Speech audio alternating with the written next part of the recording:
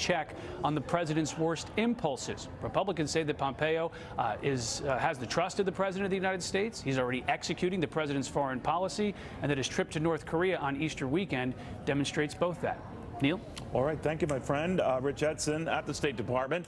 What's going to happen now? Retired Lieutenant Army Colonel James Carafano. You know, I always thought there was at times, or, you know, whatever you thought about the president, you gave him wide latitude in picking his team, particularly at this level of the team, the Secretary of State. But they're going to keep this dangling at a time we already know that he's met with the North Korean leader, and there's some very delicate things going on right now. What do you think of all this? Look, I think it's a kabuki dance. I think in the end they'll vote. And look, I do policy, not politics, so what do I know? But my guess is in the end there'll be the votes to pass this thing. I mean, if you just listen to some of the criticisms, they're incredibly just fatuous.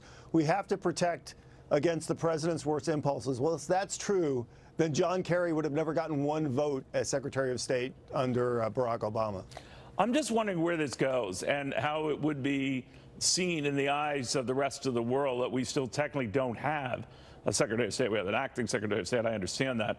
But this is a crucial moment. He is the point person to set up the parameters of that meeting with the North Korean leader, as he did over Easter weekend. How would he be limited without full authority as Secretary of State to move forward? I don't think it's a big problem. And again, I think he'll be voted through. And the reality is once you're the Secretary of State, you're the Secretary of State, and the votes are irrelevant. Colin Powell was approved by a unanimous voice vote, and he had some great challenges as Secretary of State. So it's done and it moved on.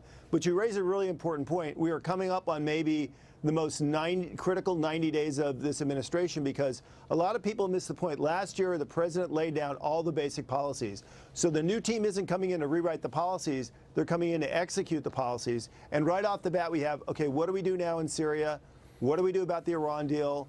What do we do in this meeting with Rocket Man? And then we have the NATO summit. So all that's coming in one fell swoop. By the time we get to July, we're going to have a really good feel for how this team is at executing Trump's foreign policy. While I have you, I was curious, James, what you made of the concession, if you want to call it that, on the part of the North Koreans, that they're no longer demanding that we remove our troops stationed in South Korea, I believe that in excess of 50,000 of them, from the Korean Peninsula, that is not an early demand. What did you make of that? Well, I can't use the kabuki dance analogy because I just can't, process that quick. But the reality is, North Korean diplomacy is like a football field, and if they cross one goal line, they're in a war, and if they cross the other, they reconciliation, denuclearization, and the survival of the regime is you can't cross either goal line. So all they do is run back and forth, and it's just part of that.